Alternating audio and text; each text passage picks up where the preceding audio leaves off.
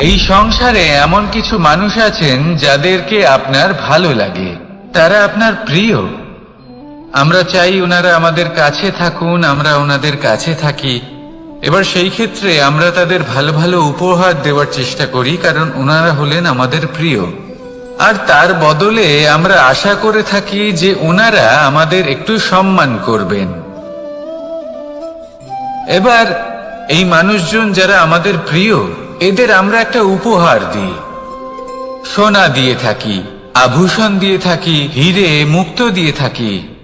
কিন্তু যদি ভেবে দেখি, এই সবকিছুরই একটা মূল্য আছে।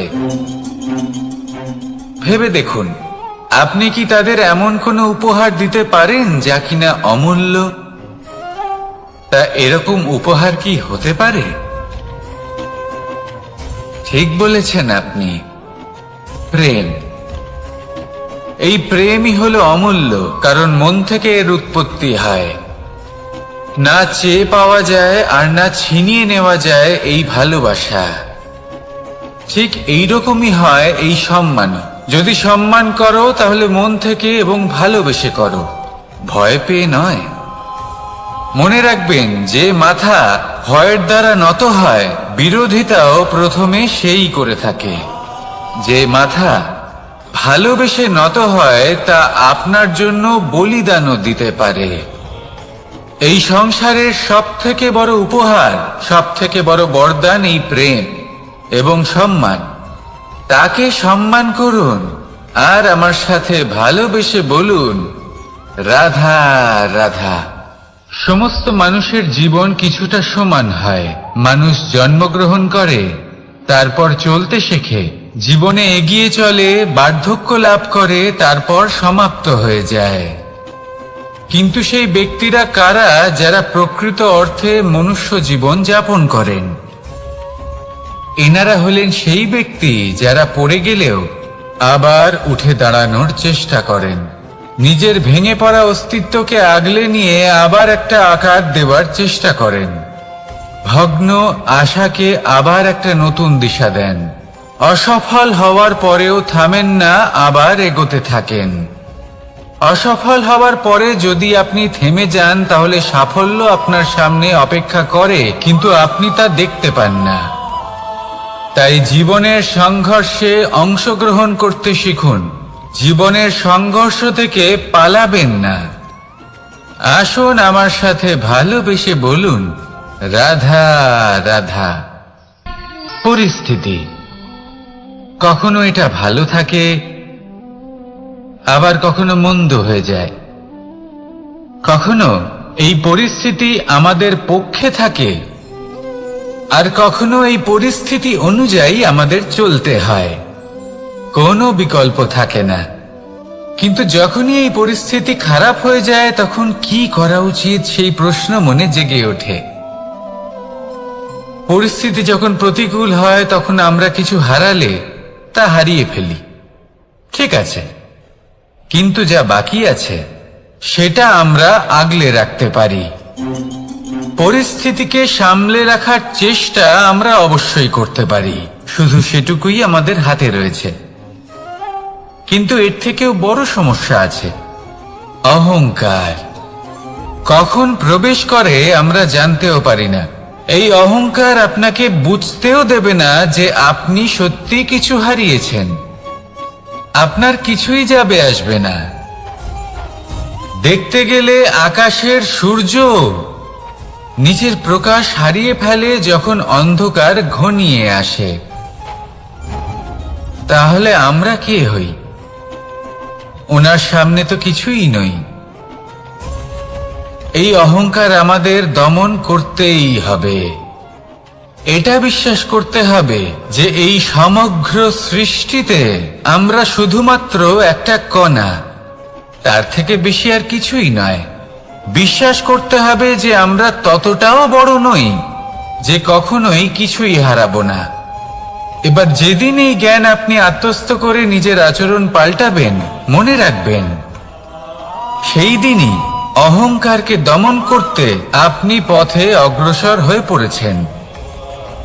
এই অহংকারকে দমন করুন, আর আমার সাথে ভালোবেসে বলুন, রাধা রাধা। বনস্পতি ফলনের জন্য আমাদের কিসের প্রয়োজন পড়ে? একটু ধরিত্রীর, একটু পরিশ্রমের, আর একটা বীজের। এবার যদি মানুষের কথা বলি, তাহলে এখানে ধরিত্রী হলো মানুষের এই জীবন, যেখানে মানুষ নিজের ইচ্ছের ফল ফুল ফলন করতে চায়। পরিশ্রম হলো আমাদের কর্ম, আর বীজ হলো আমাদের নির্বাচন। আমাদের বেছে নিতে হবে যে আমরা কি বপন করব, আম নাকি ফণি মনসা। এর মধ্যে আমরা কি পেতে চাই? রসালো ফলের ফলন চাই নাকি কাঁটার ফলন চাই, তা আমাদের উপর নির্ভরশীল। কিন্তু একটা কথা ঠিক, লক্ষ্য যেমনই হোক না কেন, জীবন যেমনই হোক না কেন, যদি আপনি লক্ষ্যের দিকে এগোতে থাকেন, তাহলে কর্মের সাথে খামখেয়ালি আচরণ করতে পারবেন না। যদি আপনি এমন করেন, তাহলে এটা আপনাকে একটা অনুচিত লক্ষ্যে পৌঁছে দেবে, সেটা কিন্তু নিশ্চিত। সবসময় এটা মনে রাখবেন, কর্মের সাথে খামখেয়ালি হবেন, অর্থাৎ কর্মফলও আপনার সাথে খামখেয়ালি হবে। তাহলে নিষ্ঠার সাথে কর্ম করতে থাকুন আর নিজের লক্ষ্যকে প্রাপ্ত করুন। আর আমার সাথে ভালোবেসে বলুন, রাধা রাধা। জীবনে এমন কিছু কাজ রয়েছে যা আমাদের কখনোই করা উচিত নয়, যেমন আশা করা। যদি আপনি আশা করেন আর আপনার আশা পূর্ণ না হয়, আপনি খুবই কষ্ট পাবেন। এবার আপনি যদি প্রতীক্ষা করেন, করতেই থাকেন, আর সেই ব্যক্তি যদি না আসে, তাহলেও খুব কষ্ট পাবেন।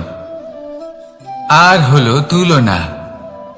আপনি যদি তুলনা করতে যান, তাহলে এটাই ভাববেন যে হয় আমি বা অন্য কোনো ব্যক্তি, এই দুজনের মধ্যে কোনো এক ব্যক্তি নিকৃষ্ট। আর এই ভাবনাটাই হলো অনুচিত। যদি আমরা কথা বলি সেই সব বিষয়ে যা আমাদের করা উচিত, যেমন পরীক্ষা। এই পরীক্ষা সবসময় আমাদের আরো সফল করে তোলে, আরো শ্রেষ্ঠ করে তোলে, আরো উৎকৃষ্ট করে তোলে। আসন্ন মহাসংগ্রামের জন্য আমাদের প্রস্তুত করে তোলে এই পরীক্ষা। তাই এই পরীক্ষার থেকে কখনোই পালাবেন না, এর সম্মুখীন হন। আর হলো কর্ম। কর্ম করা কখনোই বন্ধ করবেন না। তুলনা করার বদলে কর্ম করুন, প্রতীক্ষা করার বদলে কর্ম করুন, আর আশা করার বদলে কর্মই করুন। জীবন সফল হয়ে যাবে।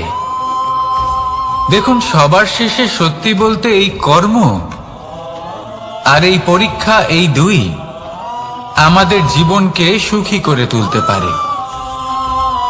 আসুন আর আমার সাথে ভালোবেসে বলুন, রাধা রাধা। এই জীবন কিভাবে বদলানো সম্ভব? কিছু মানুষ বলেন যে নিরন্তর কাজ করলে, পুরুষার্থ পালন করলে এই জীবন বদলে ফেলা সম্ভব। আজ আমি আপনাকে বোঝাবো যে এক মুহূর্ত, সময় আর সিদ্ধান্ত কতটা গুরুত্বপূর্ণ হয়। এক মুহূর্তই যথেষ্ট। একটা মুহূর্ত এত শক্তিশালী হতে পারে যে তা আপনার সমগ্র জীবন পাল্টে দিতে পারে। এমন এক সময় ছিল শ্রীরামের কাছে, যখন ওনাকে সিদ্ধান্ত নিতে হয় যে উনি নিজের পিতার আদেশ পালন করতে বনবাসে যাবেন নাকি যাবেন না। উনি সেই আদেশ পালন করেছিলেন। তারপর সময় অনুসারে উপযুক্ত সিদ্ধান্ত নিলেন। আর আজ সকলের মনে বসবাস করেন শ্রীরাম। আর অন্যদিকে আছে রাবণ। ওনার কাছে একটা সময় ছিল, একটা সুযোগ ছিল নিজের প্রারব্ধকে শুভ করে তোলার। উনি ভুল করলেন আর মৃত্যু লাভ করলেন। নির্বাচন সবসময় আপনার হাতে, শুধু আপনাকে সময়কে বুঝতে হবে, সেই মুহূর্তকে বুঝতে হবে আর উচিত সিদ্ধান্ত নিতে হবে, ব্যাস। বুঝতে শিখুন এই সময়ের দাবি কি, বুঝতে শিখুন এই সময়ের ইচ্ছে কি, আর উচিত সিদ্ধান্ত নিন। আর আমার সাথে ভালোবেসে বলুন, রাধা রাধা। মানুষের শরীর থেকে যা কিছু নির্গত হয় সবই পচনশীল, তা থেকে দুর্গন্ধ বেরোয়, একটা ঘৃণাবোধ জন্ম নেয়। আমাদের রক্ত হোক, অবশিষ্ট হোক, ঘাম হোক, নিঃশ্বাস হোক, আবার এমনকি যখন আমরা মনুষ্য শরীর ত্যাগ করি তারপরেও এই শরীরেও পচন ধরে, তার থেকে দুর্গন্ধ বেরোয়। কিন্তু বিষয়টা হলো এটা আমাদের হাতেই নেই। তাহলে আমাদের হাতে কি রয়েছে? আমাদের কর্ম, আমাদের উদ্দেশ্য আর আমাদের বাণী। যদি এইগুলো শুভ রাখেন তাহলে শুধু নিজে সুগন্ধিত থাকবেন না, এই সমগ্র সংসারকে সুগন্ধিত করে তুলবেন। কথায় আছে যে বাণীর থেকে অধিক মূল্যবান আর কিছুই নেই। সেই জন্য যে কোনো কথা বলার আগে নিজের শব্দকে নিজের মনের তুলাদণ্ডে মেপে দেখুন, তারপরে তার প্রয়োগ করুন। কখনো কখনো এমনও হতে পারে যে আপনার কথা কারোর জীবনে আশীর্বাদ হয়ে দাঁড়ালো, যার দ্বারা হয়তো সে শক্তি এবং প্রসন্নতা লাভ করলো। আবার এমনও হতে পারে যে আপনার কথা হয়তো কারোর মনে এমন আঘাত দিল, সে সেই আঘাত কোনোদিনও ভুলতে পারল না। আসুন আমার সাথে ভালোবেসে বলুন, রাধা রাধা। ইচ্ছে এবং চেষ্টা, এই দুই মানুষের মধ্যে আছে, কিন্তু এই দুইয়ের মধ্যে সামঞ্জস্য থাকা খুব প্রয়োজন। আপনার যা ইচ্ছে সেটা পূর্ণ করার জন্য চেষ্টার প্রয়োজন তো অবশ্যই। আপনি যে স্বপ্ন দেখেন সেটা পূর্ণ করার জন্য নিদ্রা ত্যাগ করে চেষ্টা করা অত্যন্ত প্রয়োজনীয়, নয়তো এই স্বপ্ন কখনোই পূর্ণ হবে না।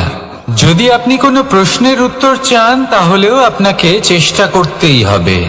জীবনে যদি সামনে এগোতে হয় তাহলে পাকে কষ্ট দিয়ে সামনে এগোতে হবে, চেষ্টা অবশ্যই করতে হবে। যদি আপনি চেষ্টা না করেন, পরিশ্রম না করেন, তাহলে এই সংসার আপনাকে পেছনে ফেলে সামনে এগিয়ে যাবে। নিজের ইচ্ছেগুলিকে মন থেকে বাস্তবে আনুন আর চেষ্টার দ্বারা তাকে সার্থক করুন। এই মন প্রসন্ন হয়ে বলবে, রাধা রাধা। জীবনে কখনো সাফল্য আসে, আবার কখনো অসফলতা, কখনো আশা পাওয়া যায়, কখনো নিরাশা, কখনো জয় লাভ করি, আবার কখনো পরাজয়। এর পেছনের কারণটা জানা অত্যন্ত প্রয়োজনীয়। যদি আমি পরাজয়ের কথা বলি, যখনই আমরা পরাজয় লাভ করি আমরা ভাবতে থাকি যে এমন কেন হলো? আমাদের শত্রু কি বেশি শক্তিশালী ছিল, নাকি আমাদের নীতিতে কোনো খামতি ছিল?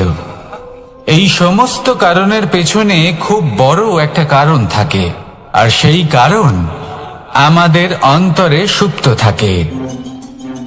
ধরে নিন একটা পথ, তাতে আপনি চলছেন, সেই পথ কাঁটায় পরিপূর্ণ, কিন্তু আপনি পাদুকা পরে রয়েছেন আর আপনি হেঁটে সামনে এগিয়ে যান। এবার এমন একটা পথ এলো যা পুষ্পে ঢাকা, আর আপনি পাদুকা পরে রয়েছেন, কিন্তু আপনার পাদুকাতে একটা পাথর আটকে গেল। তখন দু পা হাঁটাও খুব কঠিন হয়ে পড়ে। এই সংসারের যে কোনো শক্তি আপনাকে পরাস্ত করার পূর্বে আপনি জানেন কে আপনাকে পরাস্ত করতে পারে? আপনার অন্তরের দুর্বলতা, আপনার অন্তরের সেই সুপ্ত শত্রু। আর সেই জন্য ইতিবাচক মনোভাব গুরুত্বপূর্ণ হয়ে পড়ে। ভালো মানুষদের সাথে থাকুন, সৎসঙ্গে থাকুন, বন্ধুত্ব করুন, ভালোবাসুন। এই ভালোবাসা এত শক্তিশালী এক অস্ত্র যাকে ব্রহ্মাস্ত্র পরাস্ত করতে পারে না। এই সমস্যারূপী পাথর কিছুই নয়। আসুন আমার সাথে ভালোবেসে বলুন, রাধা রাধা। এই জীবন আসলে কি? আমরা কারা? আমাদের অস্তিত্ব আসলে কি? পঞ্চতত্ত্ব দ্বারা নির্মিত আমাদের এই শরীর। আর এর মধ্যে পরমাত্মার একটি অংশ আত্মারূপে বসবাস করে। আর যখন এই জীবন সমাপ্ত হবে তখন আমাদের আবার এই পঞ্চতত্ত্বের মধ্যে বিলীন হয়ে যেতে হবে। এটাই সত্য। এবার অনেক মানুষ আছেন এমন অনেক চেষ্টা করতে থাকেন এমন কর্ম করার যাতে এই সংসার তাদের চিরস্মরণীয় করে রাখবে। কিন্তু এই জীবন আসলে কি? সেই সময় যখন আমরা নিঃশ্বাস নিই, আমাদের হৃৎস্পন্দন হয়, আমরা যে মুহূর্তগুলো যাপন করি, এবার এই মুহূর্তগুলিতে আমরা কি করব সেটা অত্যন্ত গুরুত্বপূর্ণ। আমরা কি অহংকার করব নাকি পরোপকার করব? এই সৃষ্টিকে বেঁধে রাখার চেষ্টা করব নাকি নিজেকে উন্নত করে তোলার চেষ্টা করব? এটাই শিক্ষা যে বল হোক বা কায়া, এর প্রতি আমাদের না অহংকার করা উচিত আর না মোহ। শুধু প্রত্যেকটা মুহূর্ত প্রেমময় হয়ে বাঁচুন আর ভালোবেসে বলুন রাধা রাধা। এই সংসারের সব থেকে বড় শক্তি আসলে কি? দৈহিক শক্তি, ভৌতিক শক্তি, রাজনৈতিক শক্তি, স্বর্ণের শক্তি, বিদ্যার শক্তি নাকি মায়ার শক্তি, ভক্তির শক্তি নাকি নিরাশক্তির শক্তি?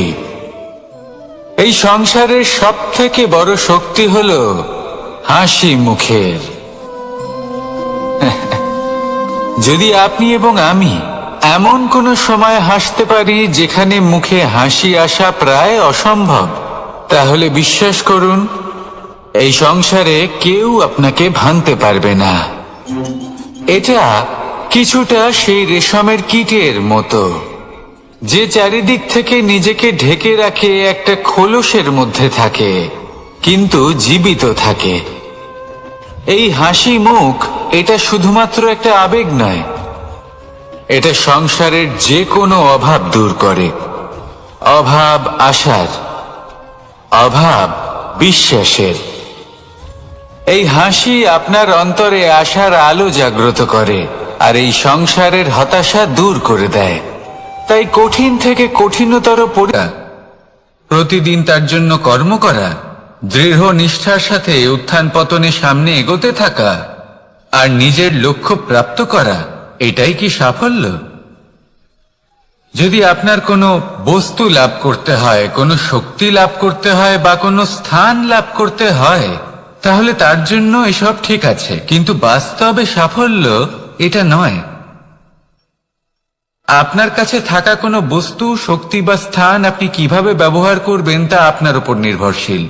যদি তার সঠিক ব্যবহার আপনাকে করতে হয় তাহলে উচিত সময় এবং উচিত স্থানে আপনাকে থাকতেই হবে। একে নিয়তিও বলা হয়। এবার ধরুন এমন কোন গ্রন্থ আছে যা জ্ঞানের দ্বারা ভরপুর, এমন জ্ঞান যার দ্বারা জীবন বদলে দেওয়া সম্ভব। এবার এই গ্রন্থ যদি এমন কোন ব্যক্তির হাতে পৌঁছয় যিনি নিরক্ষর, তিনি কি এই গ্রন্থের সদ্ব্যবহার করতে পারবেন? কখনোই নয়। সেই জ্ঞান দিয়ে নিজের আচরণ পাল্টাতে পারবেন? কখনোই নয়। সেরকমই ধরুন কোন ব্যক্তি যার কাছে একটা অস্ত্র আছে যার দ্বারা উনি শত্রুকে শেষ করে দিতে পারেন, কিন্তু সেই ব্যক্তি হলেন একজন কাপুরুষ। তিনি কি শত্রুকে শেষ করতে পারবেন? তিনি কি জয়লাভ করতে পারবেন? কখনোই নয়। আপনার কাছে কি আছে তার থেকেও বেশি গুরুত্বপূর্ণ আপনি তা দিয়ে কি করবেন। উচিত ব্যক্তির সাথে উচিত সময় উচিত স্থানে থাকা বেশি গুরুত্বপূর্ণ। নিজের গুণের সাথে, নিজের শক্তির সাথে, নিজের জ্ঞানের সাথে উচিত সময় উচিত স্থানে অন্যের যন্ত্রণাকে দূর করা, অন্যের জীবনকে আরো সুন্দর করে তোলা, এটাই হলো সাফল্য। তাহলে সাফল্যের বাস্তব অর্থ বুঝুন, অর্থাৎ নিজেকে আরো প্রসন্ন রাখুন আর আমার সাথে ভালোবেসে বলুন রাধা রাধা।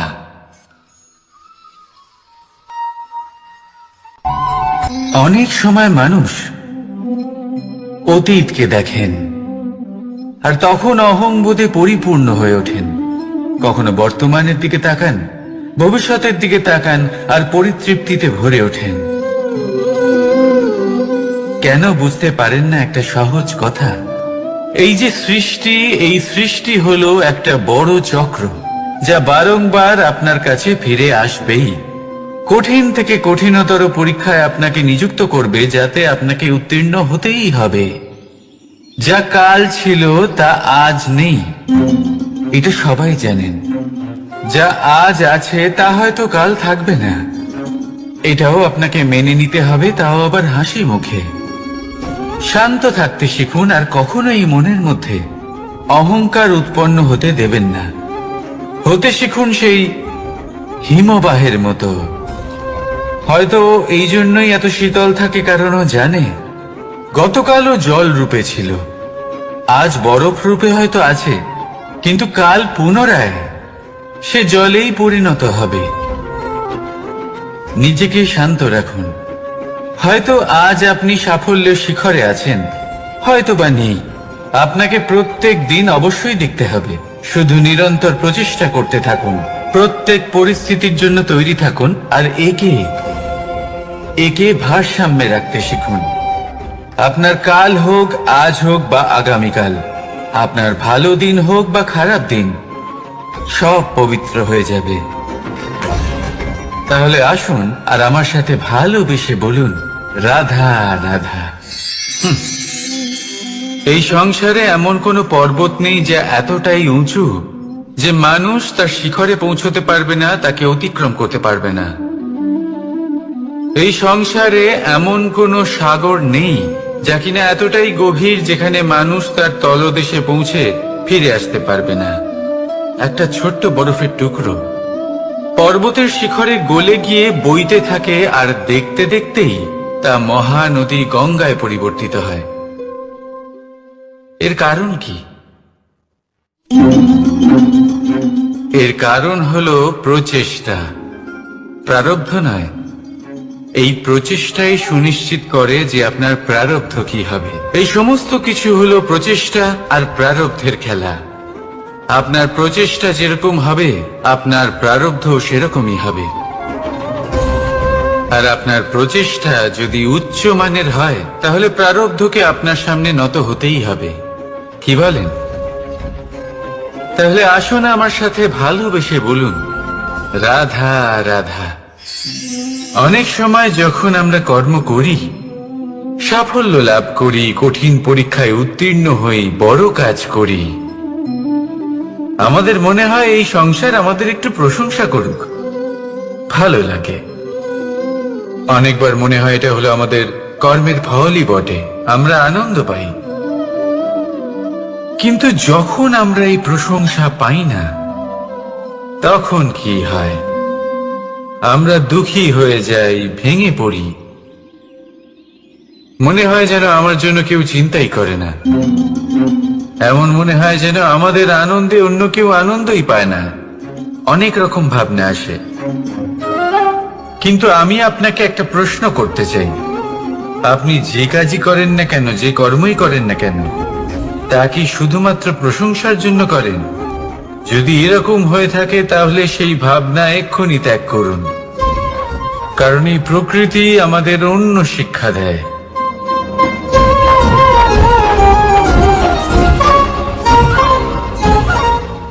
এই ফুলকে দেখুন,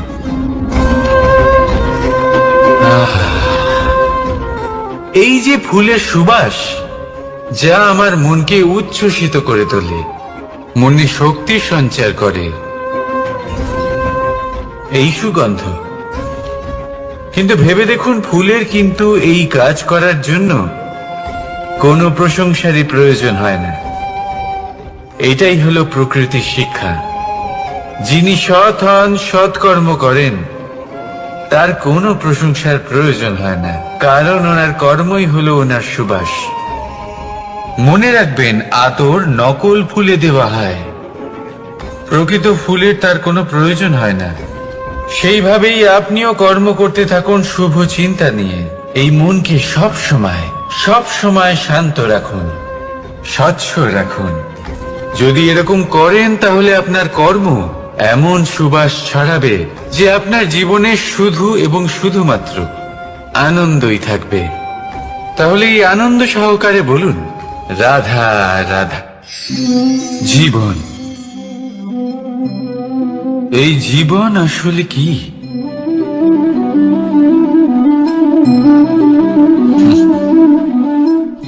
এই প্রশ্ন সবার মনেই এসে থাকে। সবার মন এই প্রশ্নের জন্যই চিন্তিত থাকে। এই জীবন আসলে কি? এর উদ্দেশ্য আসলে কি? কি করা যেতে পারে এই জীবনে? এই জীবন কি কিছু পাওয়ার, নাকি এই জীবন কিছু হারাবার? এই জীবন কি আসলে সেটাই যেখানে আমাদের পরমাত্মার খোঁজ করা উচিত, নাকি আমাদের ধাবিত করা উচিত নিজেদের স্বপ্নের লক্ষ্যে? এই জীবন আসলে কি? এই জীবন আসলে অত্যন্ত সরল। এ হলো শান্ত জলের মতো, একটা আয়নার মতো। এই জীবন, এই জীবন আসলে ঠিক যেন এক আয়নার মতো। আয়না কি করে? আপনাকে সেটাই দেখায় যা আপনি করে থাকেন।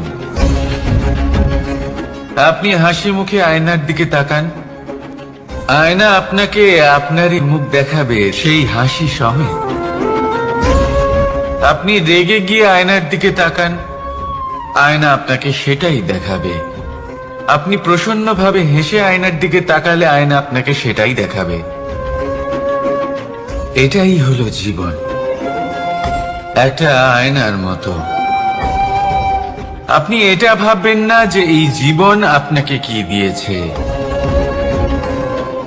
বরং এটা ভেবে দেখুন যে আপনি এই জীবনকে কি প্রদান করেছেন।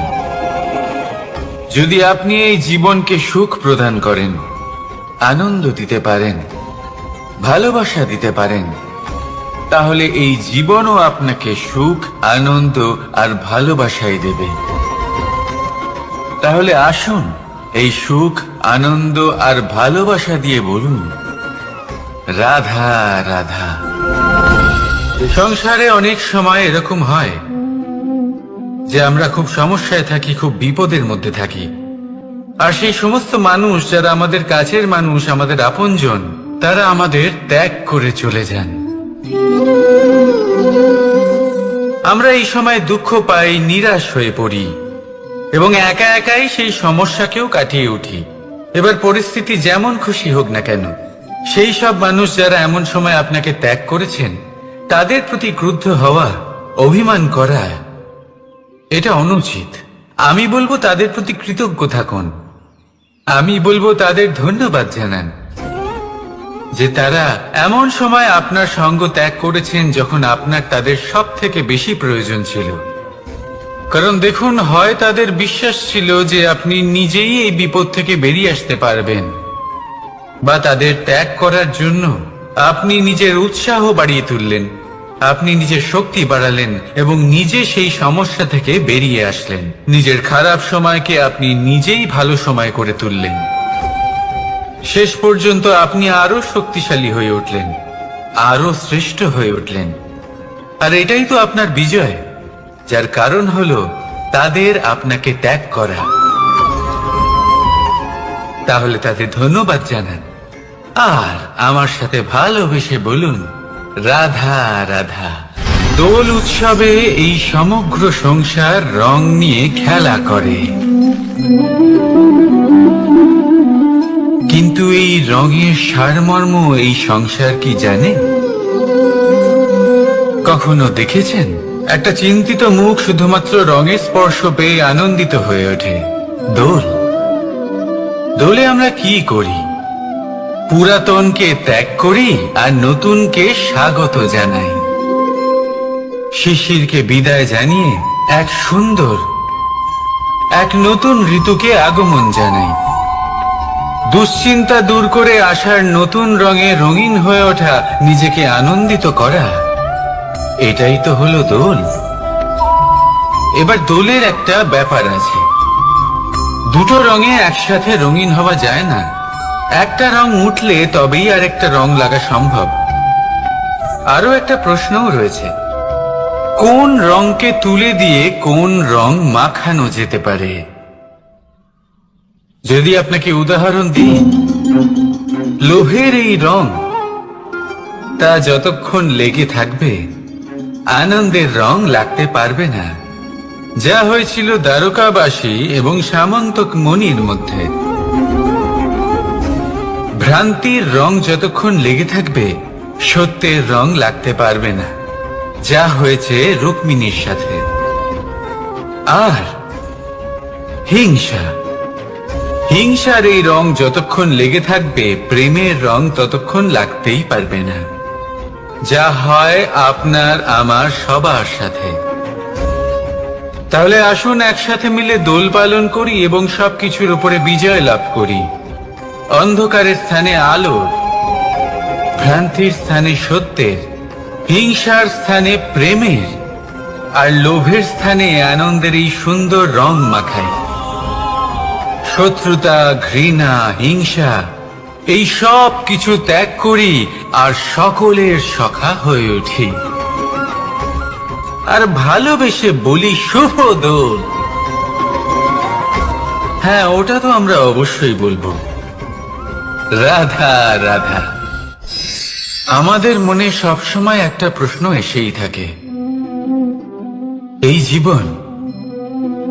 জীবন যা কিনা ঈশ্বর আমাদের দিয়েছেন, একটা জীবন, ঈশ্বর এক আত্মা দিয়েছেন পৃথিবীতে বাঁচার জন্য।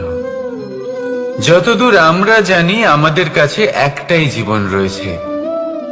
আমরা ভাবি এই জীবন গুছিয়ে কিভাবে রাখা যায়। প্রত্যেক মানুষ ভাবেন যে আমি কি করি যাতে এই জীবনকে গুছিয়ে রাখা যায়, কিরকম কর্ম করব, কিরকম পুণ্য করব, কি ধরনের শাস্ত্র পড়ব যাতে আমি সেই জ্ঞান অর্জন করি যাতে জীবনটা সুন্দর করে তুলতে পারি। আমাদের সমগ্র জীবন কেটে যায় এই প্রশ্নের উত্তর খুঁজতে, সেই শাস্ত্র অধ্যয়ন করতে। এমন অনেক মানুষ তাও বুঝতে পারেন না। আসুন আজ আমি আপনাকে একটা সহজ কথা বলি, যার দ্বারা আপনি নিজের জীবন সুন্দর করবেন। জীবন, জিহ্বা, এদের দুজনেরই হলো একটাই রাশি। জিহ্বা অর্থাৎ আপনার কথা, এই কথাকে সংযত রাখুন, একে সুন্দর করে তুলুন, মধুর কথা বলুন, যতটা সম্ভব একে নিয়ন্ত্রণে রাখুন। আপনার জীবন সুন্দর হয়ে উঠবে, কারণ এই শব্দ হয় অত্যন্ত শক্তিশালী।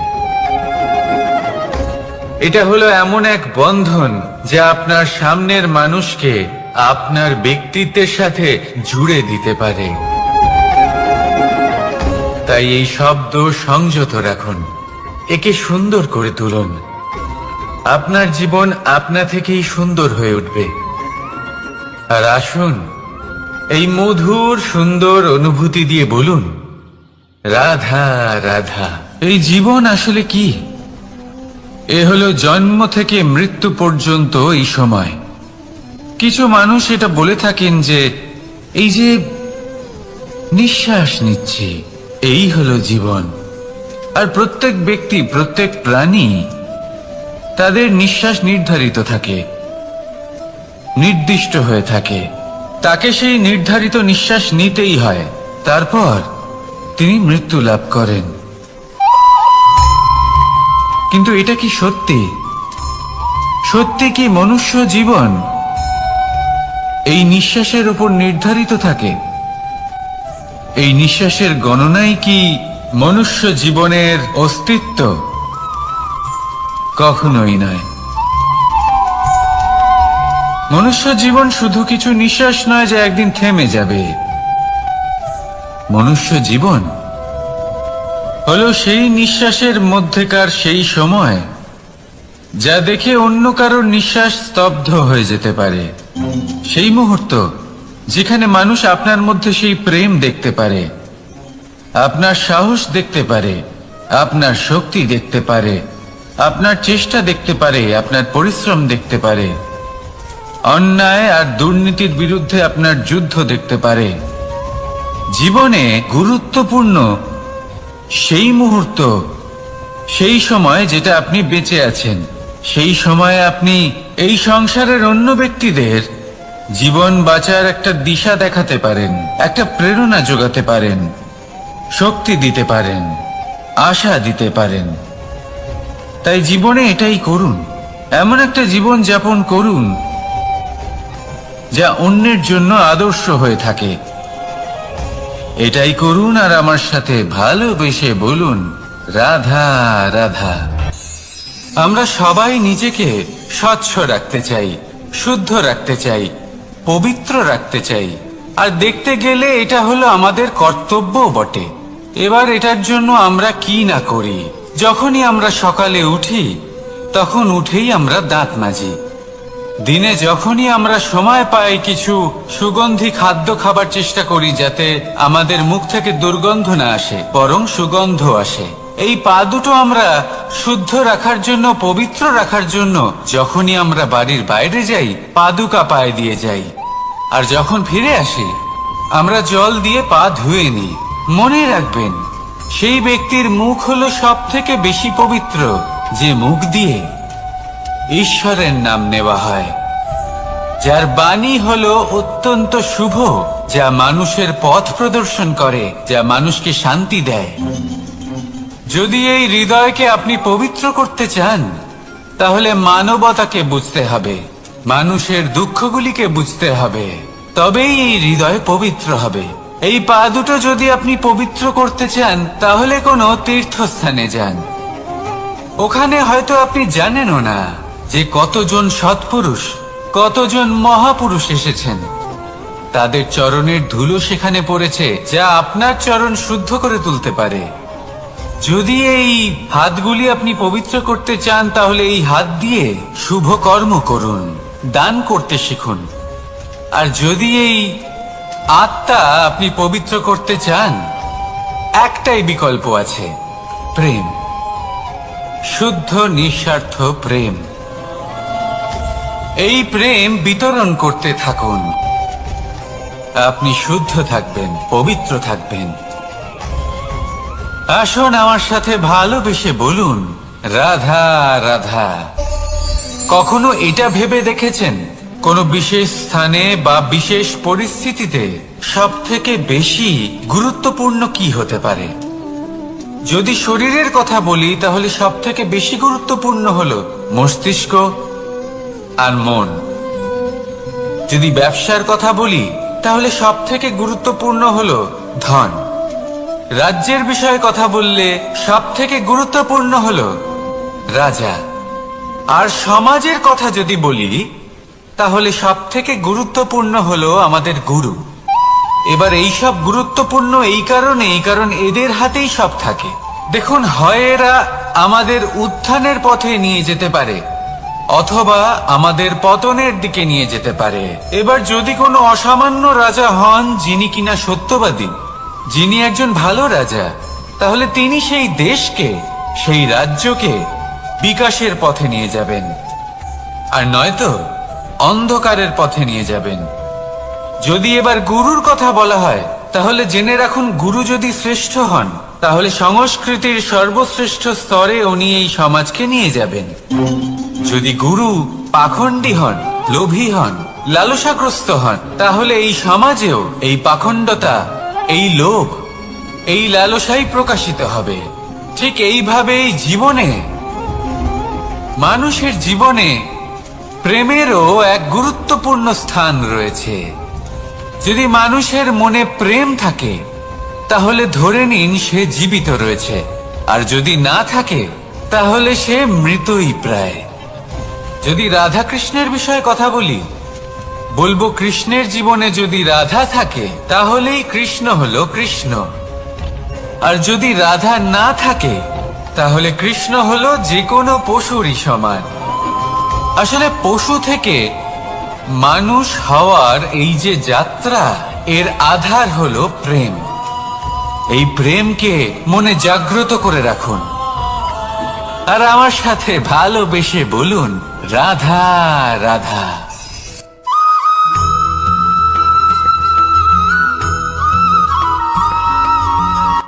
সংসারে আমাদের জীবনে যখন কোনো সুখ বা দুঃখ আসে, তার জন্য আমরা কাউকে না কাউকে অবশ্যই দায়ী করে থাকি, তাই না?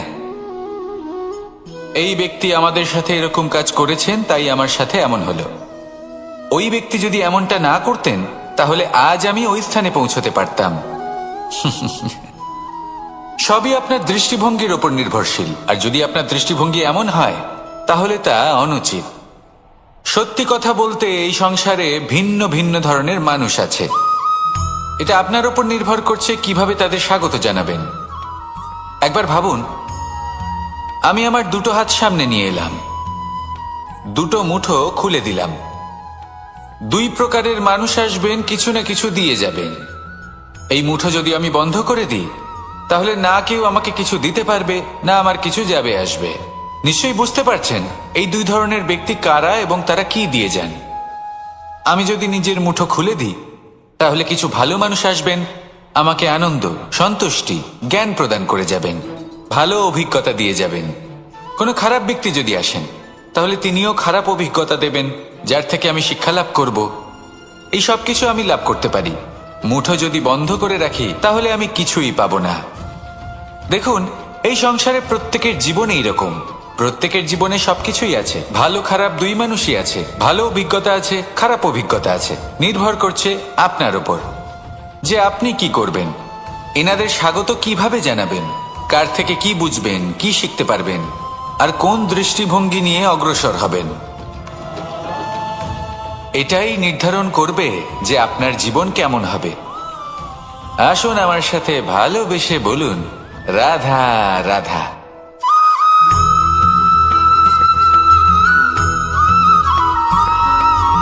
কথায় আছে, প্রত্যেক পুত্র তার পিতার প্রতিচ্ছবি হয়, আর সমস্ত প্রতিচ্ছবি চায় যেন সে তার অস্তিত্ব প্রাপ্ত করতে পারে।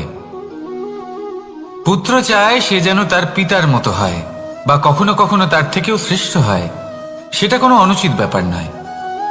অনুচিত তখন হয় যখন পুত্র নিজের পিতার মতো হবার স্বপ্ন পূরণ করতে গিয়ে বা তার থেকেও শ্রেষ্ঠ হওয়ার স্বপ্ন পূরণে অনুচিত পথের আশ্রয় নেয়। কারণ তারপরে সে তার পিতার গুণগুলি আত্মসাৎ করতে চায় না। সে শুধুই এটা চায় যে সংসারের চোখে যেন আমি শ্রেষ্ঠ প্রমাণিত হই। এটা অনুচিত। সংসারে এমন অনেক মানুষ আছেন যারা এই কারণে শ্রেষ্ঠ হবার চেষ্টা করেন যাতে তার পরিবারের, তার পিতার সম্মান বৃদ্ধি পায়। এমনও মানুষ থাকেন, আর এটাই হলো পার্থক্য উদ্দেশ্যের। মনে রাখবেন, যদি আপনার উদ্দেশ্য শুভ হয় তাহলে পথও শুভ হবে, যদি আপনার উদ্দেশ্য অশুভ হয় তাহলে পথও অশুভ হবে। তাহলে নিজের পিতার মতো হবার চেষ্টা অবশ্যই করুন, তার থেকেও শ্রেষ্ঠ হওয়ার চেষ্টা অবশ্যই করুন, কিন্তু মনে রাখবেন আপনার সংকল্প আর আপনার উদ্দেশ্য এই দুই শুভ হওয়া উচিত। তাহলে আসুন আর আমার সাথে ভালোবেসে বলুন, রাধা রাধা।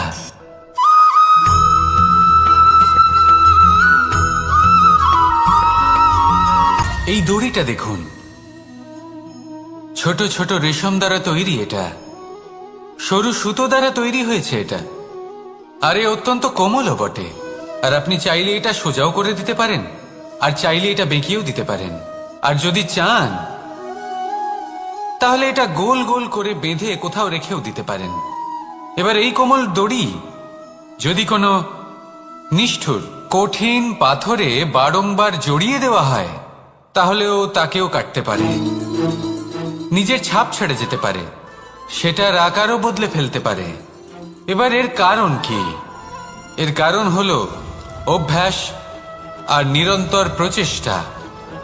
যদি আপনিও চেষ্টা করেন আর নিরন্তর কর্ম করে যান, তাহলে আপনার প্রারব্ধ পাথরের মতো কঠিনই হোক না কেন, তাতে ভাঙন ধরিয়েও আপনি নিজের লক্ষ্যে অবশ্যই পৌঁছতে পারবেন। একটা গুরুত্বপূর্ণ কথা মনে রাখবেন, সুকর্মের অভ্যাস আর নিরন্তর প্রয়াস এই হলো সাফল্যের মন্ত্র। তাহলে জীবনে এই মন্ত্র আনুন আর আমার সাথে ভালোবেসে বলুন, রাধা রাধা।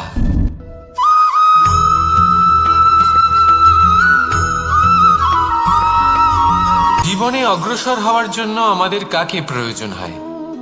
মাতা পিতা, বন্ধু, প্রেম, সাহায্য, অর্থ, পরিশ্রম, আশা। ভিন্ন ভিন্ন মানুষ ভিন্ন ভিন্ন বিকল্প চয়ন করে। যদি আমি আপনাকে বলি তাহলে জয় আর পরাজয়ের মন্ত্র দুটো শব্দের উপর নির্ভর করে, মেনে নেওয়া আর দৃঢ় হওয়া। যদি মেনে নেন তাহলে হেরে যাবেন, যদি দৃঢ় হন তাহলে নিশ্চিত রূপে জয়ী হবেন। যদি কখনো আপনি ক্লান্ত হয়ে ওঠেন, আপনি দুঃখী হন, পুরোপুরি ভেঙে পড়েছেন, তখন মেনে নেবেন না যে আপনি ভেঙে পড়েছেন, নয়তো হেরে যাবেন। তখন উল্টে স্থির করবেন যে যাই হয়ে যাক না কেন আমি জয়ী হবই। আর আপনি দেখবেন যে জয় নিশ্চিত রূপে আপনার কাছেই আসবে। তাহলে এই কথা মনে রাখবেন আর আমার সাথে ভালোবেসে বলবেন, রাধা রাধা।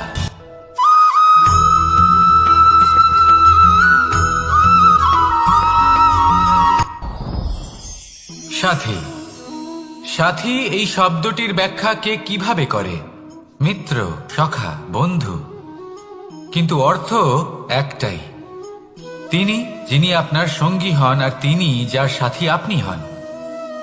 এবার সব থেকে বড় প্রশ্ন হলো এটাই যে তিনি কে হতে পারেন যাকে আপনি আপনার সাথী বলে মেনে নিতে পারেন, নিজের সখা, নিজের মিত্র, নিজের বন্ধু মেনে নিতে পারেন। আপনার সাথী হলেন তিনি যিনি দুঃখের সময় আপনার পাশে থাকবেন, আপনার হাত ধরে থাকবেন। আপনার সাথী হলেন তিনি যার হাত আপনি নিজের সুখের দিনে ধরে থাকবেন। সেই সাথীরই হাত ধরুন যিনি দুঃখে সবসময় আপনাকে সাহায্য করার জন্য তৎপর হয়ে থাকেন, আপনার পাশে থাকেন, আর যাকে সুখের দিনে আপনি আপনার সাথে রাখতে পারেন। আর যখন আপনার সাথে আপনার এই সাথী থাকবে তখন আপনি এটা বুঝবেন যে যখন জীবনে দুঃখ আসে তখন এই দুঃখ কমে যায়, সবার মধ্যে ভাগ হয়ে যায়। আর যদি তখন সুখ আসে তাহলে সেটা সবার উপস্থিতিতে আরো বেড়ে যায়। এটাই হলো প্রেম, এটাই হলো ভালোবাসা, এটাই হলো সঙ্গ, যেমন সম্পর্ক আমার আর রাধার মাঝে। তাহলে আসুন আর আমার সাথে ভালোবেসে বলুন, রাধা রাধা।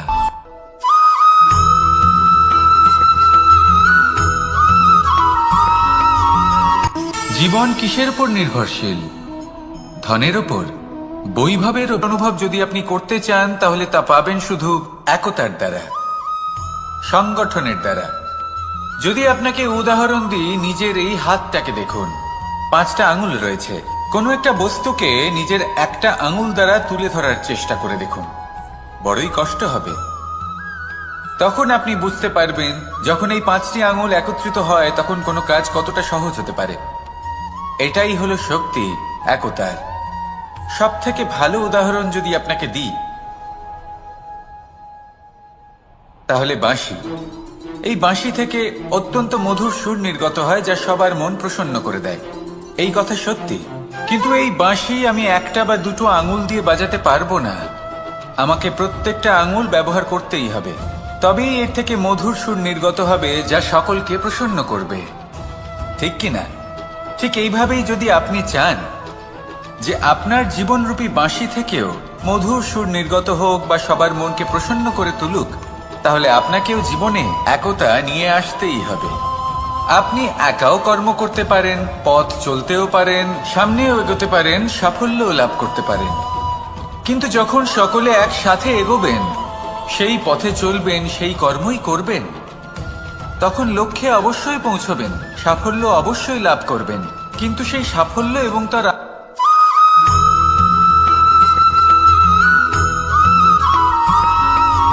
ফিরে আসছিলেন এবং তাদের ফেরার পথে হঠাৎ করে কোথাও থেকে একটি বাছুর চলে এলো।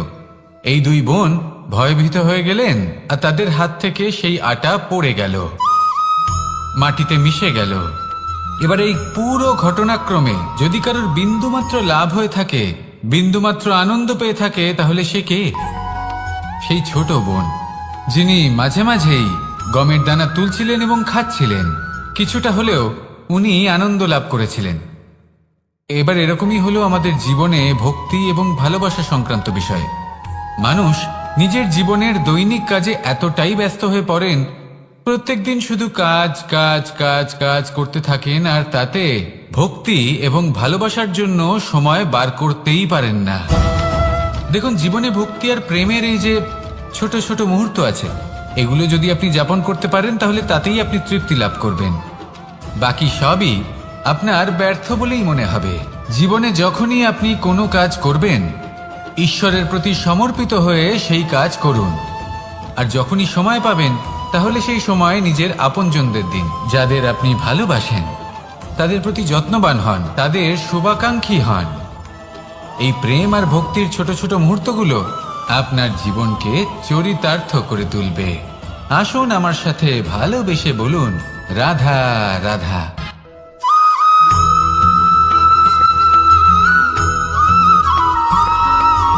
মানুষের একটি সমস্যা আছে যে মানুষ সাফল্যকে মাপতে থাকেন, লক্ষ্যপ্রাপ্তিকে মাপতে থাকেন এবং তার তুলনা করতে থাকেন যে ও এত কিছু পেল আর আমি পেলাম না, ওর কাছে এত কিছু আছে কিন্তু আমার কাছে নেই। এই তুলনা করার জন্য ওনারা দুঃখী হয়ে পড়েন, নিরাশ হয়ে পড়েন। তাই আমি একটা প্রশ্ন করছি যে এটা কি উচিত? এই সংসারে আপনি কি নিয়ে তুলনা করবেন, যেখানে সূর্যদেব চন্দ্রমা দুজনেই আছেন, দুজনেই হলেন বিশেষ, দুজনেই নিজ নিজ সময়ে উদিত হন। এদের মধ্যে একজন না থাকলে তাহলে আমাদের জীবন কঠিন হয়ে পড়বে। ঠিক সেইভাবেই আপনি যদি একটা বড় রেখা অঙ্কন করেন, তাহলে অন্য রেখাটি ছোট হয়ে পড়ে না, সে তেমনই থাকে যেমনটা সে ছিল। আপনার অস্তিত্ব কখনো ছোট বা বড় হতে পারে না। শুধু তুলনা করার জন্য আপনার এটা মনে হতে পারে। যদি আপনি যুদ্ধ করতে চান, আপনার তলোয়ারের প্রয়োজন পড়বে। যদি বস্ত্র তৈরি করতে চান, এত বড় তলোয়ার দিয়ে কিছুই হবে না, তখন প্রয়োজন পড়বে একটা ছোট্ট সূচের। তাই তুলনা করবেন না, না নিজেকে ছোট মনে করবেন, না অন্য কাউকে। সবার সাথে সহযোগিতা করুন, আর যদি তুলনা করতেই হয় নিজের সাথে করুন, যে কাল আমি কেমন ব্যক্তি ছিলাম, আজ কি তার থেকে শ্রেষ্ঠ হয়ে উঠতে পেরেছি? ভেবে দেখুন ভবিষ্যতে গিয়ে আপনি কতটা শ্রেষ্ঠ ব্যক্তি হতে পারেন। আসুন আমার সাথে ভালোবেসে বলুন, রাধা রাধা।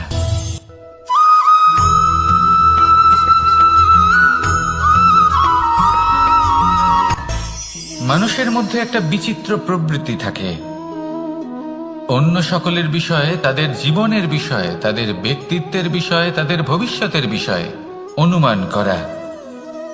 এটা হলো অনুচিত।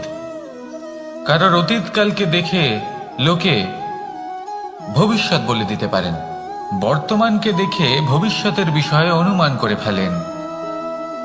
উদাহরণ দিতে হলে বলবো, কোনো দাসকে দেখুন, ওকে দেখে লোকে বলে যে ওর ভবিষ্যৎ সেটাই হতে পারে, অনুমান করে ফেলেন। আর এই রাজাকে দেখুন, উনি তো কত সুখী হবেন, উনি তো জগতের সব থেকে অধিক সুখী মানুষ, কত সুখ সুবিধা আছে ওনার কাছে, ধারণা করে ফেলেন। তবে সত্য তো এটাই যে কারোর ব্যক্তিত্বের বিষয়ে, তাদের ভবিষ্যতের বিষয়ে আপনি পূর্ণ সত্য কখনোই বলতে পারবেন না, শুধু অনুমান করতে পারবেন। আর এই অনুমান করে সত্যি কোনো লাভ হয় না, কারণ এই কাল সেটা হলো অত্যন্ত শক্তিশালী। কালো থেকে কালোতর কয়লাকেও হিরেতে পরিণত করতে পারে, অনেক বড় বড় রাজাকেও বিদূষক বানিয়ে ফেলতে পারে এক মুহূর্তেই। তাহলে আপনি অনুমান করে কি লাভ? কি পেলেন অনুমান করে? সেই জন্য কারোর বিষয়ে কোনো অনুমান করবেন না, তার ভবিষ্যতের বিষয়ে অনুমান করতে যাবেন না, কারোর বিষয়ে কোনো ধারণা করে নেবেন না। কিছু করতে হলে ভালোবাসুন, সবার মধ্যে ভালোবাসা ছড়ান, সবার মধ্যে ধন্যাত্মক ভাব ছড়ান। এই মন প্রসন্ন হয়ে বলবে, রাধা রাধা।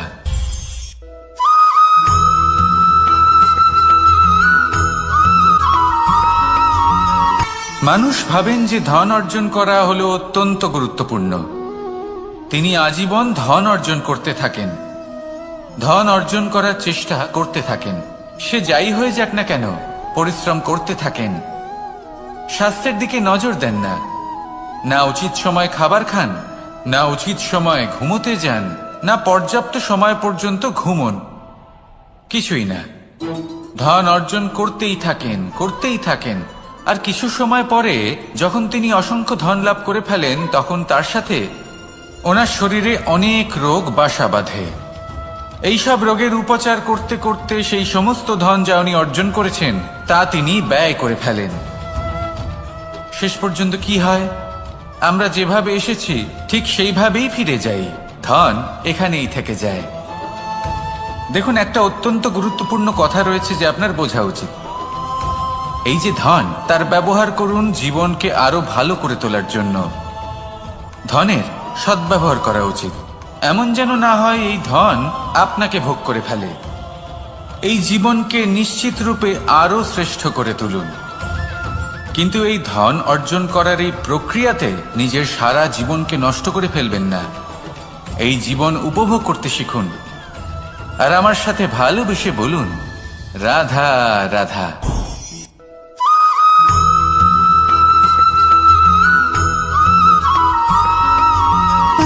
সুখ, দুঃখ এবং শক্তি, এই তিন হলো এই সংসারের ত্রিদেবের মতো। আমাদের জীবনে যা কিছু ঘটছে এই তিনটির ভিত্তির উপরেই হচ্ছে। আসলে এই সংসারের একটা নিয়ম আছে, যখনই আপনি কিছু লাভ করেন এই সংসার আপনার পরীক্ষা নেয়। এটা জানার জন্য আপনার পরীক্ষা নেয় যে আপনি যা কিছুই লাভ করেছেন আপনি কি আদৌ সেটার যোগ্য কিনা। ঠিক সেইভাবেই এই সুখ, দুঃখ এবং শক্তি আপনার পরীক্ষা নিয়ে থাকে। যখন সুখ আসে তখন সে আপনার পরীক্ষা নেয় যে আপনার মধ্যে অহংবোধ জাগ্রত হয়নি তো। যদি অহংবোধ চলে আসে তাহলে সুখ সেখানেই সঙ্গ ত্যাগ করে। দুঃখ আপনার ধৈর্যের পরীক্ষা নিতে থাকে, আর যদি আপনার মধ্যে ধৈর্য না থাকে তাহলে এটা আপনাকে আরো বেশি দুঃখের গভীর অন্ধকারে ঠেলে দেবে। সেখানে শক্তি পরীক্ষা নেয় আপনার বিনম্রতার। যদি আপনি বিনম্র না হন তাহলে হয় এই শক্তি আপনার সঙ্গ ত্যাগ করবে, নয় এই শক্তি বিনম্রতার অভাবে আপনার পতনের কারণ হতে পারে। এই সংসারে যে কোনো ব্যক্তি যিনি এই পরীক্ষায় উত্তীর্ণ হয়ে থাকেন এই জীবনে তিনি সাফল্য লাভ করেন। আসুন আমার সাথে ভালোবেসে বলুন, রাধা রাধা।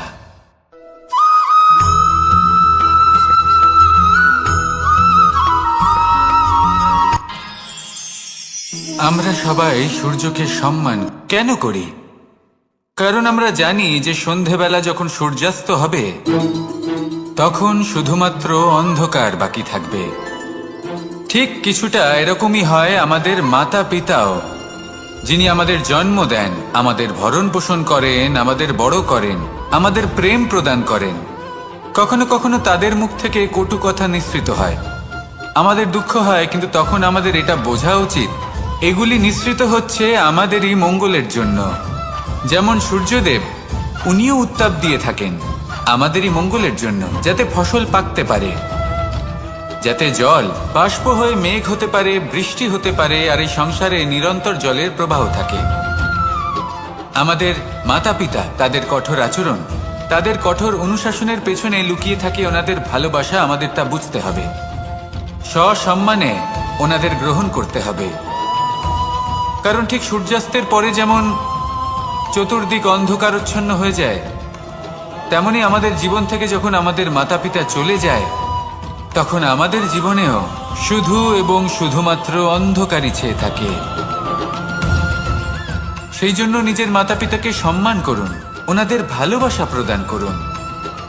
এই মন আর এই জীবন প্রসন্ন হয়ে বলবে, রাধা রাধা।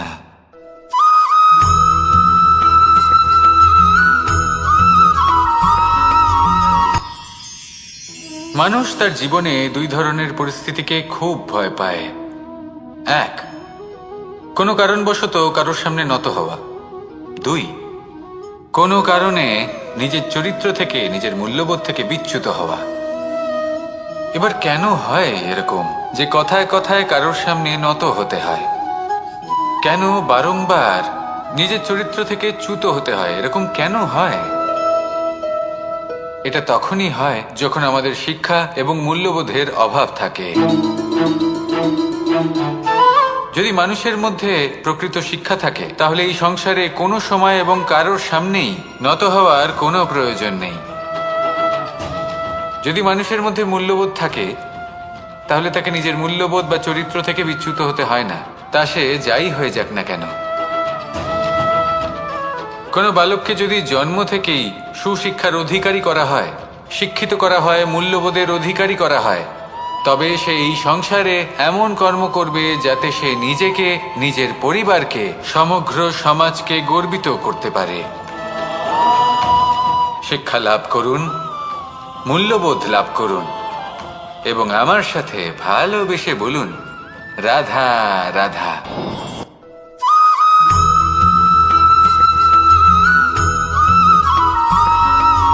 কথায় আছে, প্রত্যেক পুত্র তার পিতার প্রতিচ্ছবি হয়, আর সমস্ত প্রতিচ্ছবি চায় যেন সে তার অস্তিত্ব প্রাপ্ত করতে পারে। পুত্র চায় সে যেন তার পিতার মতো হয়, বা কখনো কখনো তার থেকেও শ্রেষ্ঠ হয়। সেটা কোনো অনুচিত ব্যাপার নয়। অনুচিত তখন হয় যখন পুত্র নিজের পিতার মতো হবার স্বপ্ন পূরণ করতে গিয়ে বা তার থেকেও শ্রেষ্ঠ হওয়ার স্বপ্ন পূরণে অনুচিত পথের আশ্রয় নেয়। কারণ তারপরে সে তার পিতার গুণগুলি আত্মসাৎ করতে চায় না। সে শুধুই এটা চায় যে সংসারের চোখে যেন আমি শ্রেষ্ঠ প্রমাণিত হই। এটা অনুচিত। সংসারে এমন অনেক মানুষ আছেন যারা এই কারণে শ্রেষ্ঠ হওয়ার চেষ্টা করেন যাতে তার পরিবারের, তার পিতার সম্মান বৃদ্ধি পায়। এমনও মানুষ থাকেন, আর এটাই হলো পার্থক্য উদ্দেশ্যের। মনে রাখবেন, যদি আপনার উদ্দেশ্য শুভ হয় তাহলে পথও শুভ হবে, যদি আপনার উদ্দেশ্য অশুভ হয় তাহলে পথও অশুভ হবে। তাহলে নিজের পিতার মতো হবার চেষ্টা অবশ্যই করুন, তার থেকেও শ্রেষ্ঠ হওয়ার চেষ্টা অবশ্যই করুন, কিন্তু মনে রাখবেন আপনার সংকল্প আর আপনার উদ্দেশ্য এই দুই শুভ হওয়া উচিত। তাহলে আসুন আর আমার সাথে ভালোবেসে বলুন, রাধা রাধা।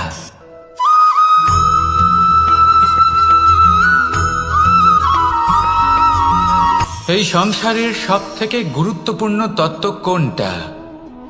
প্রথম হলো সময়। জন্ম থেকে মৃত্যু পর্যন্ত এই যে সময়, এটাই তো হলো জীবন। দ্বিতীয় হলো জীবন, যাতে আমরা সময়ের সদ্ব্যবহার করি, শ্রেষ্ঠ থেকে শ্রেষ্ঠতর কাজ করার চেষ্টা করি। বহু বছরের এই পরম্পরা, এই সংস্কৃতিকে এগিয়ে নিয়ে যাওয়ার চেষ্টা করি। এই সংসারে আমরা অংশগ্রহণ করতে চেষ্টা করি। তৃতীয় হলো ধন, সেই ধন যা প্রত্যেক ব্যক্তি অর্জন করতে চেষ্টা করেন। এবার এই তিনটি তত্ত্বের মধ্যে একটা সামঞ্জস্য আছে, সমান ব্যাপার আছে। সে ধনই হোক বা সময় হোক বা হোক জীবন। আর সেই সমান ব্যাপার হলো যে যদি আপনি এটা গণনা করতে থাকেন তাহলে তা কমতে থাকে, যদি আপনি এটা ব্যবহার করেন তাহলে তা বাড়তে থাকে।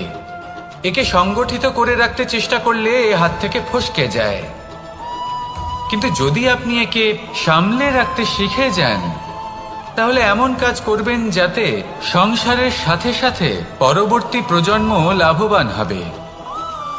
যদি কিছু শিখতে চান তাহলে সামলাতে শিখুন, গণনা করা বা সংগঠিত করা নয়। আসুন আর আমার সাথে ভালোবেসে বলুন, রাধা রাধা।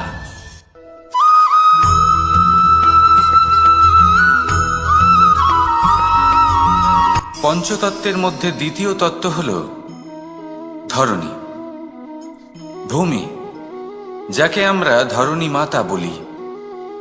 এই ধরণী ধৈর্য ধারণ করে, আর এর ওপরেই আমাদের সমগ্র সংসার নির্ভরশীল। কারণ এই ভূমি সহ্য ক্ষমতা রাখে। এর সহ্য ক্ষমতা হলো অপরিসীম। সন্তান যতই আঘাত প্রদান করুক না কেন, প্রেম পূর্বক সহ্য করে আর তার বদলে অমূল্য রত্ন প্রদান করে। সন্তান যদি হাল চালায় তাহলে তার বদলে তাকে অন্ন প্রদান করে। এটাই হলো ধরনী। এবার এর থেকে আমরা কি শিক্ষা পেতে পারি? এটাই যে কারোর জন্য কিছু করা বা কাউকে কিছু দেওয়া মনে কোনো কামনা ছাড়াই। আর এই কথাটা বুঝে যান, যদি কারোর জন্য কামনা না রেখে বা কোনো পাওয়ার আশা না রেখে কারোর জন্য কিছু করেন বা কারোকে কিছু দেন, যদি এটা আপনি শিখতে পারেন তবে আপনি ভালোবাসতে শিখে গেছেন। আর সেই জন্যই এই ধরিত্রীকে মাতা বলা হয়। কারণ মাতা শুধু উনি নন যিনি গর্ভে সন্তানকে ধারণ করেন, মাতা তো উনিও যিনি জীবন বাঁচতে শেখান, যিনি জীবন বাঁচার উদাহরণ প্রদান করেন। তাহলে ধরনীর থেকে এই নিঃস্বার্থ ভাব শিখুন, নিঃস্বার্থ ভালোবাসা শিখুন, আর এই ভালোবাসার সাথেই বলুন রাধা রাধা।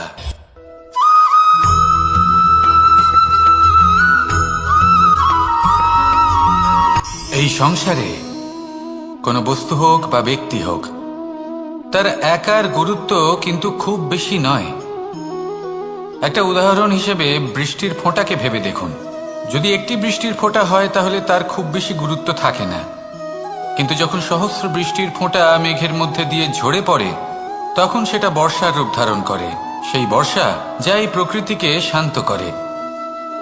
সেইভাবেই পাথরের ছোট টুকরো তার খুব বেশি গুরুত্ব থাকে না, কিন্তু যখন অসংখ্য পাথরের টুকরো একত্রিত হয় তখন তা পর্বতের আকার ধারণ করে। সেইভাবেই কিছু মানুষ যখন একত্রিত হন তখন তৈরি হয় পরিবার, কিছু পরিবার যখন একত্রিত হয় তখন তৈরি হয় সমাজ, যখন অনেক সংখ্যক সমাজ একত্রিত হয় তখন তৈরি হয় রাজ্য। এবার এই রাজ্যের সব থেকে গুরুত্বপূর্ণ ব্যক্তি হতে পারেন রাজা, কিন্তু তাও সেই রাজা একা কিছু করতে পারেন না। যুদ্ধ লড়ার সময় তারও নিজের সৈন্যদলকে প্রয়োজন পড়ে। কিন্তু এই সংসারে এমন একজন ব্যক্তি আছেন যিনি একাই সব কাজ করতে থাকেন, এবং সেই ব্যক্তি হলেন মা। আমাদের জীবনে একজন পিতার ভূমিকা কিন্তু নিঃসন্দেহে অমূল্য, কিন্তু আমাদের সকলের জীবনে যে ভূমিকা একজন মায়ের তা অন্য কারোর থাকে না। একজন মা একাই সন্তানকে বড় করতে পারেন, সংস্কারী করে তুলতে পারেন, তার জন্য পরিশ্রম করেন। আর এত কিছু কাজ করার পরেও তার কাজের জন্য তিনি প্রশংসা অবশ্য পান না। উল্টে যদি সেই সন্তান অনুচিত পথে চালিত হয়, অনুচিত কর্ম করে, তখন সেই মাকেই অপবাদের পাত্র হয়ে উঠতে হয়। আমাদের জীবনে মায়ের যোগদান কতটা সেটা বুঝুন। আপনাকে বড় করে তোলার জন্য উনি কতটা পরিশ্রম করেছেন সেটা বুঝুন। আজ থেকে, এখন থেকে, এই মুহূর্ত থেকে মাকে সম্মান করতে শিখুন। যখন সময় পাবেন, যখন সুযোগ হবে, তখন তার প্রশংসা করুন, ওনারও ভালো লাগবে। আর মায়ের এই মমতার জন্য, তার এই ভূমিকার জন্য আসুন সবাই মিলে আমরা তাকে প্রণাম করি, আর সকলে মিলে ভালোবেসে বলি রাধা রাধা।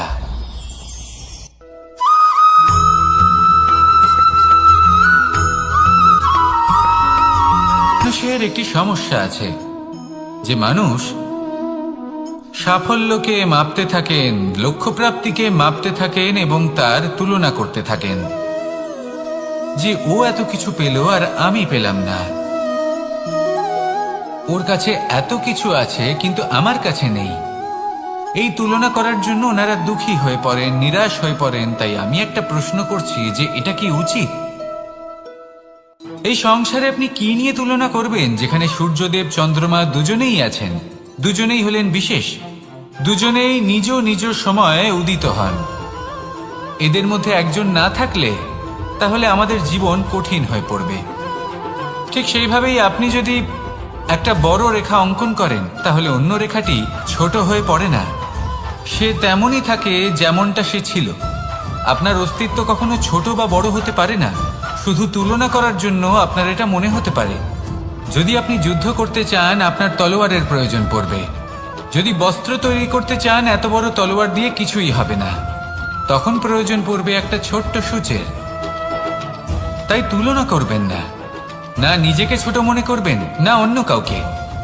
সবার সাথে সহযোগিতা করুন, আর যদি তুলনা করতেই হয়, নিজের সাথে করুন।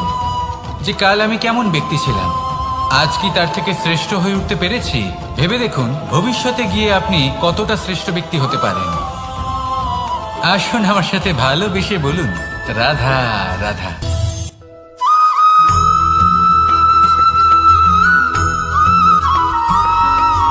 জীবনে অগ্রসর হওয়ার জন্য আমাদের কাকে প্রয়োজন হয়?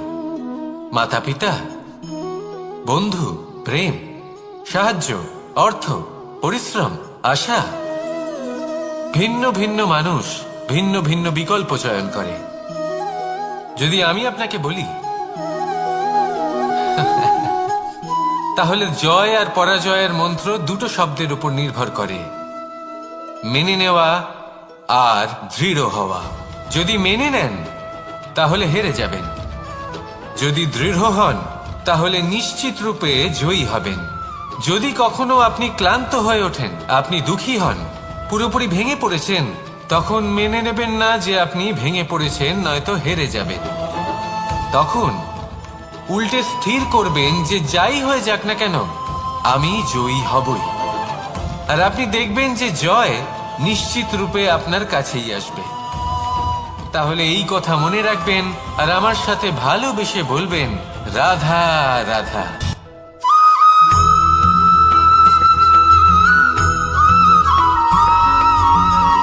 মানুষ ভাবেন যে ধন অর্জন করা হলো অত্যন্ত গুরুত্বপূর্ণ। তিনি আজীবন ধন অর্জন করতে থাকেন, ধন অর্জন করার চেষ্টা করতে থাকেন। সে যাই হয়ে যাক না কেন, পরিশ্রম করতে থাকেন। স্বাস্থ্যের দিকে নজর দেন না, না উচিত সময় খাবার খান, না উচিত সময় ঘুমোতে যান, না পর্যাপ্ত সময় পর্যন্ত ঘুমন, কিছুই না। ধন অর্জন করতেই থাকেন, করতেই থাকেন। আর কিছু সময় পরে যখন তিনি অসংখ্য ধন লাভ করে ফেলেন, তখন তার সাথে ওনার শরীরে অনেক রোগ বাসা বাঁধে। এইসব রোগের উপচার করতে করতে সেই সমস্ত ধন যা উনি অর্জন করেছেন, তা তিনি ব্যয় করে ফেলেন। শেষ পর্যন্ত কি হয়? আমরা যেভাবে এসেছি ঠিক সেইভাবেই ফিরে যাই, ধন এখানেই থেকে যায়। দেখুন, একটা অত্যন্ত গুরুত্বপূর্ণ কথা রয়েছে যে আপনার বোঝা উচিত। এই যে ধন, তার ব্যবহার করুন জীবনকে আরো ভালো করে তোলার জন্য। ধনের সদ্ব্যবহার করা উচিত, এমন যেন না হয় এই ধন আপনাকে ভোগ করে ফেলে। এই জীবনকে নিশ্চিত রূপে আরো শ্রেষ্ঠ করে তুলুন। কিন্তু এই ধন অর্জন করার এই প্রক্রিয়াতে নিজের সারা জীবনকে নষ্ট করে ফেলবেন না। এই জীবন উপভোগ করতে শিখুন আর আমার সাথে ভালোবেসে বলুন, রাধা রাধা।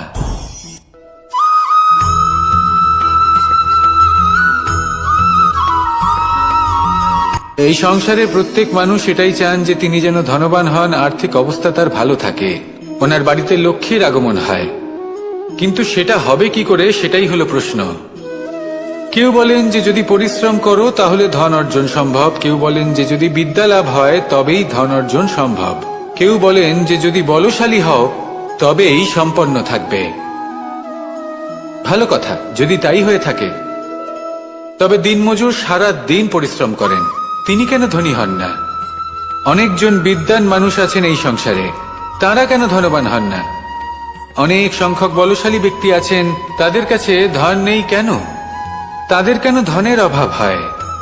আবার এমনও কিছু মানুষ আছেন যারা পরিশ্রম করেন, তারা দিনমজুর, কিন্তু তারা ধন অর্জন করতে পারেন। কিছু বিদ্বান ব্যক্তি আছেন যাদের কাছে অধিক মাত্রায় ধন রয়েছে। কয়েকজন বলশালী ব্যক্তি রয়েছেন যাদের কাছে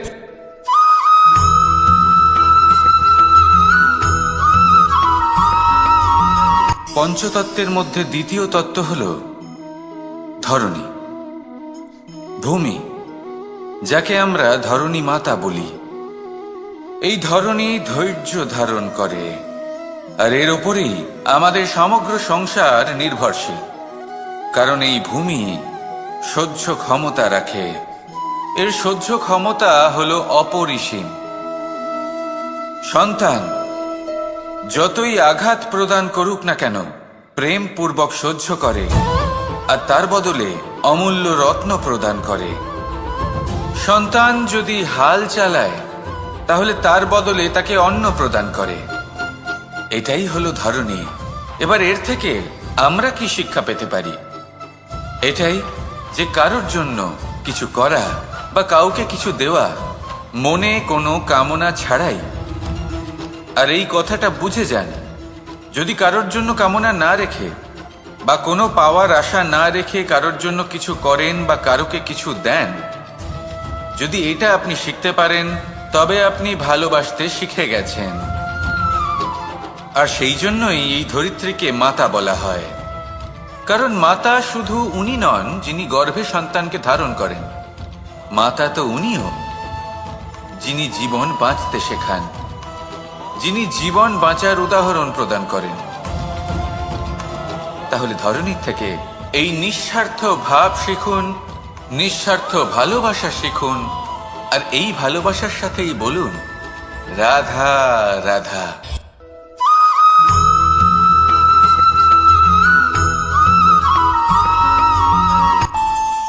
আমাদের মনে যখন কোনো প্রশ্ন ওঠে, কোনো দ্বন্দ্ব জাগে, তখন আমরা যাই আমাদের গুরুর কাছে, আমাদের আরাধ্যের কাছে গিয়ে জিজ্ঞেস করি।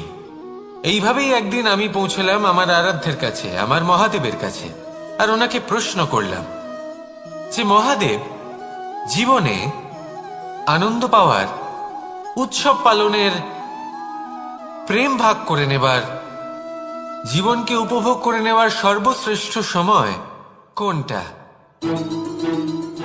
মহাদেব হাসলেন আর উনি বললেন, জীবনে উৎসব পালনের সব থেকে শ্রেষ্ঠ দিন হল মৃত্যুর ঠিক আগের দিনটা। প্রেম ভাগ করে নেওয়ার সব থেকে শ্রেষ্ঠ মুহূর্ত হল মৃত্যুর ঠিক আগের মুহূর্ত।